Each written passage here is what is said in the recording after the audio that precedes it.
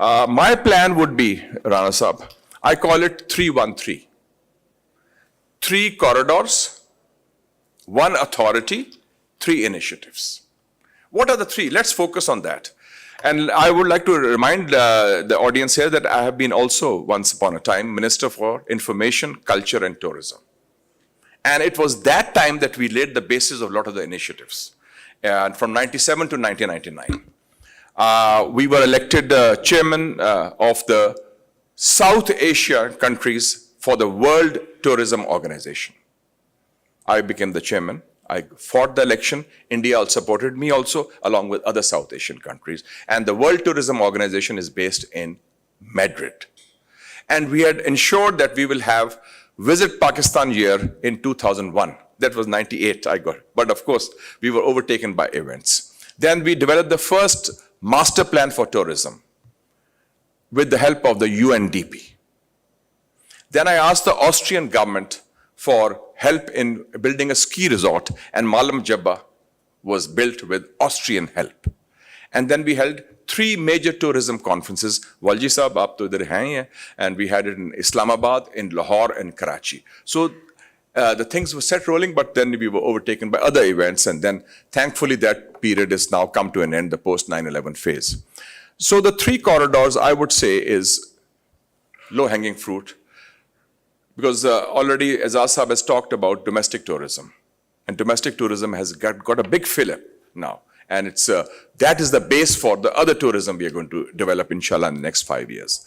The number 1 is spiritual tourism, which I launched for the first time in 97. We had monks from Thailand, Sri Lanka, South Korea, and Japan visiting Pakistan, Taxila, because Taxila is the first Buddhist university in the world, 2,700 years old. And we have some of the holiest sites for Buddhism in Pakistan. Then we also revived Katas Raj, which is also one of the holiest sites for Hinduism in Pakistan, close to Kala Kahar. And then, of course, Sikhism, we have Nankana Sahib and Panja Sahib, we already have. So I called it spiritual tourism, whether it's religious tourism, but basically, these are holy sites where they should be open to visitors. And we had the first exhibition of Gandhara in South Korea, Seoul, where we developed the CDs in the Korean language, and I sent the curator of the Peshawar Museum there to have it for 3 months, which was a fantastic success. So, spiritual tourism is one area where I think we can start off with, and I'm glad the initiatives are already underway with Sikhism. Secondly is 2 neighboring huge countries. One, India, one, China. In China, we border Xinjiang. And Xinjiang is now one of the most popular tourism destinations in China because of its rich fusion of Central Asian, Islamic, Buddhist, Han cultures. 265 million Chinese and foreigners, Chinese from the mainland, visited Xinjiang in 2023. 42 billion revenues, dollars. Xinjiang province alone, with 25,000 tour guides, which they have, because it's a very beautiful part. And I've traveled there extensively by road and by air also.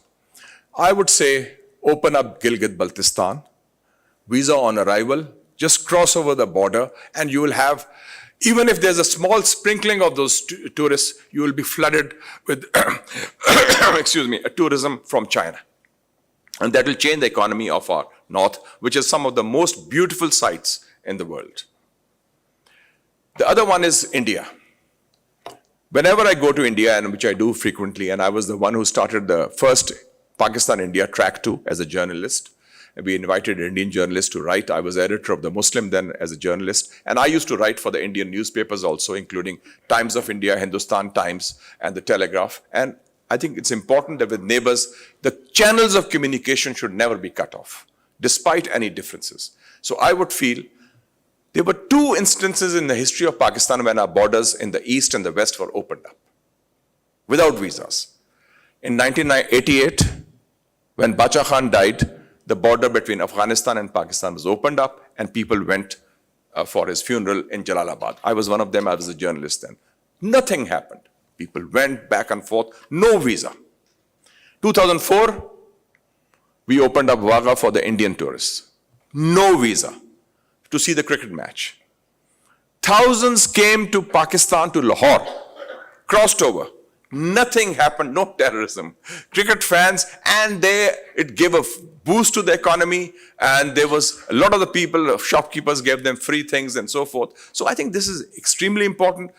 In the region, we can develop a strong tourism potential because there's a hunger in India, especially in North India and Delhi and other places, to visit Pakistan, to visit Lahore, to visit parts of Islamabad and this area. And I think that has to be, our mindset of trying to regulate borders in a way that we have a bunker mindset, a bunker mentality, that fear has to go. So these three corridors: spiritual tourism, Rana Sahab, China through Xinjiang, and India through the Wagah border.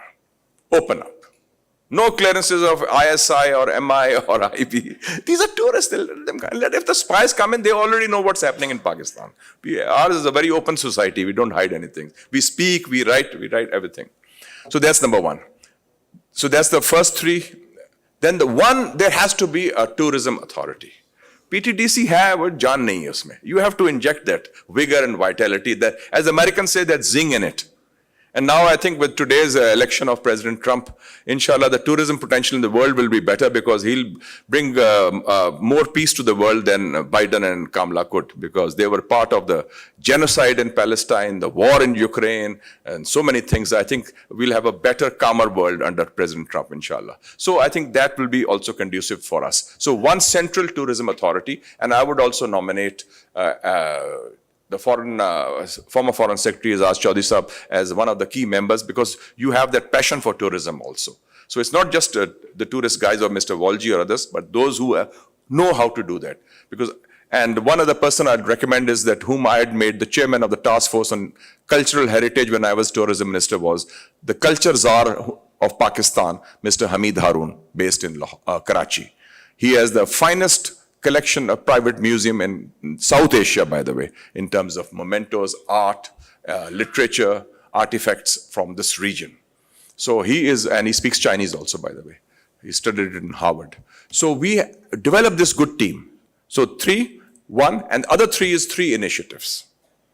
We have to have a special tourism police for that.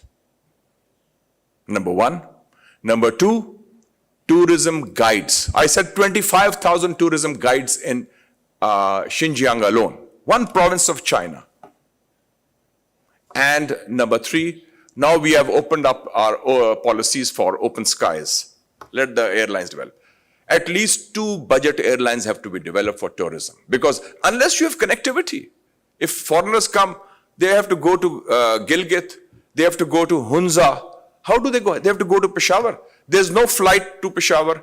There's no enough flight today even to Lahore. So, direct flights have to be there. Delhi, Lahore should be resumed.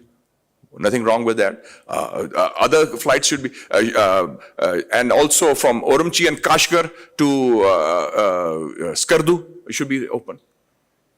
And there'll be a lot of Chinese coming in, and you'll see these budget airlines with cheap tickets, economy class tickets. It will give a big boost to Pakistanis. We have 120 million people in the middle class in Pakistan. They don't pay taxes because they don't trust the government, but they're willing to spend their money on tourism. Because now the Portuguese don't give visas, Schengen visas anymore to Pakistanis. So they are stuck. Either they go to Thailand or to Istanbul. But Mr. Silva, open up your system. So it's very important. So this is my formula, 3-1-3. 3 corridors, 1 authority. Rana Sahab, you remain as chairman of the authority, but not PTDC. Because when I was in the tourism reserve, PTDC had 25 or 30 motels. Unfortunately, they were sold for a song later on. I don't know who made the money, not you, but somebody else must have. Cecil Hotel was one of them, one of the best ones. So and the third is these 3 initiatives. Train the tourist guides. They should learn the Chinese language, the Japanese language, other languages also, which are relevant for us. And let me tell you one or two other anecdotes. I called in, when I was the information minister, Prince Abdullah of UAE. Now, he was information minister, then my counterpart, now he's foreign minister of UAE. And he says that, Excellency, we need a hill resort. because we are looking for a hill resort for our people. I said, Naran is available, parts beyond Murray. And he said, we are willing to invest it, have an international airport. But then 9/11 took place, and now most of them go to Malaysia, by the way, because Malaysia has all kinds of topography like Pakistan. So, this is the possibility. Other thing which was mentioned, 2 points by Ambassador Azaz, I'd like to comment on that. One was cleanliness. I went to China in 1984 as a young journalist. And I said, why don't you open up? This is a beautiful country. He said, we can't, Excellency, because we don't have clean toilets. And we have developed a plan for clean toilets, which will take 5-6 years. So after 1990s, they opened up because they didn't have the clean toilets. And they said they could not open up because of that reason. And secondly, you mentioned Mohenjo-daro. The other day I was talking to, 2 days ago, there was a dinner by Mr. Bolani for the outgoing Japanese ambassador, and Ambassador Donald Bloom of the US was sitting next to me. And I was asking, he went on a visit to Mohenjo-daro. And he was very disappointed. He said, there's no tourist guide. There's no place for rest or recreation or just, even using the toilets. And then he says, these are just some bricks there and nobody to explain, as you said, what is the history of Mohenjo-daro? So I think that unless our tourism areas which we want to sell, which we want to project, which we want to promote, they have that infrastructure in terms of professional tourist guides, information centers, and also upkeep. Because you're looking at ruins only, and that's not good enough. So I think that we can learn from these experiences in our region. And for tourism training, we had established an institute in Karachi, the Pakistan Institute for Tourism Hotel Management, but I think it's not functional anymore. That needs to be revived. And I feel that, Azaz Chaudhry Sahab, your think tank can take the lead in that. And by the way, I just formed a new think tank called Pakistan Africa Institute for Development and Research, PAIDAR. And African ambassadors have been coming to me that they have. Somali, they came to me, they said, for medical tourism, we have to go to India because we don't get visas here for Pakistan. And there are thousands of them. So, there are opportunities even from different parts. South Africa, some of the Muslim countries came. They are very keen to come here. They are well off and everything. So, the opportunity is there. The environment is more conducive. And I think, as the Latin saying goes, carpe diem, seize the moment. Thank you so much.